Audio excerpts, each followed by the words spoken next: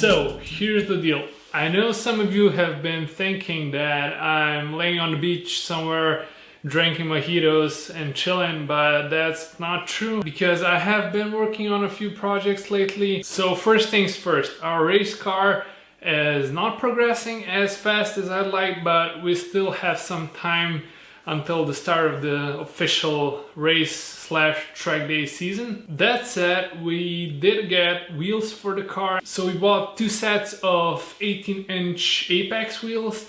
Let me show them to you. Look at these bad boys. The wheel is freaking bigger than my head. So the bad news with these wheels is that out of the 8 wheels we got, one was slightly bent, so we're hoping to have that resolved somehow, preferably by sending the damaged wheel back and getting a new one.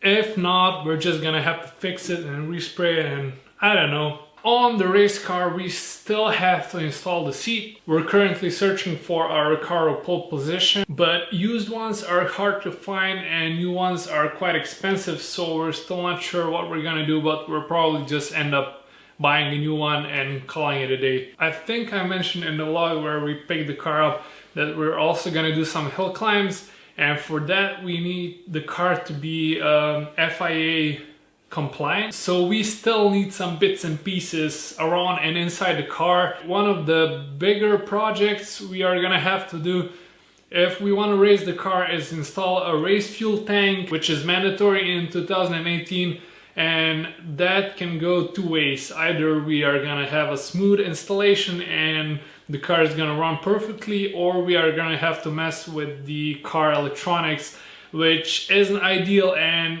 may cause us some issues down the road and may postpone our racing season. And the final update for the race car is that we are gonna wrap it in a special livery that probably most of you have already seen, but we're gonna keep it a secret for now.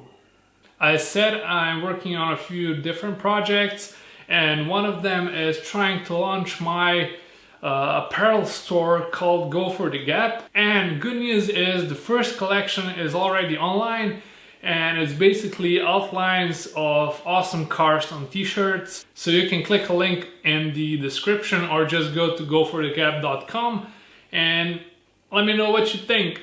Okay, the last update for the day. I know most of you already know that we have Mini Cooper S as our daily driver, and it has been a great car. It's awesome, it's fun to drive, which is the most important thing, but it has let us down 2 times in 1 month, which is ridiculous. So the first issue we had is, since the car is a bit older, it has to pass a special technical exam every 12 months. Lo and behold, it didn't pass the exam because the toxic exhaust fumes were a bit too high, and they basically said, you have 5 days to fix it, and that's it. So upon closer inspection, I found out that the cat that was previously installed on the car has had surgery in the past. So this is the problematic part, and as you can see, it was cut up right here, and the thing that's basically cleaning the exhaust fumes was taken out. So this is basically just an empty pipe.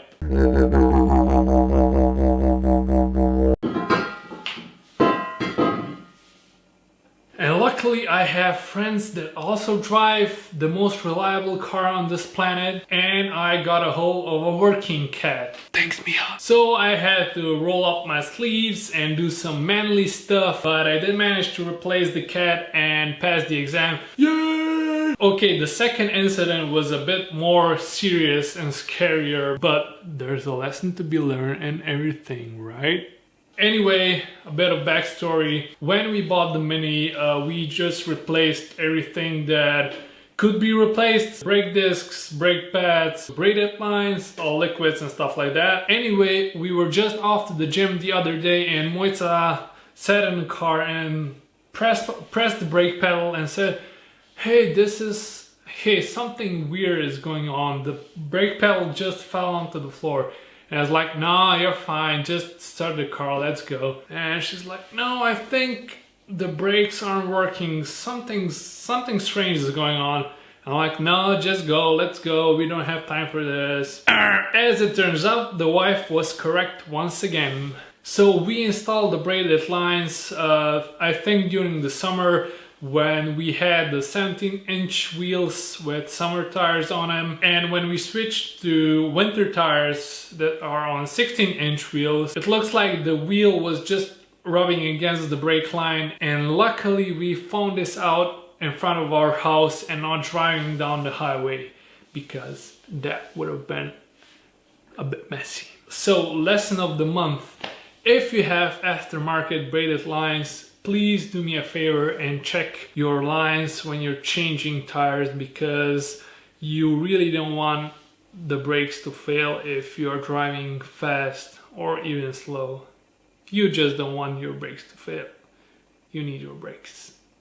Okay, this is it for today. See you next time. Take care, leave a like, and don't forget to subscribe.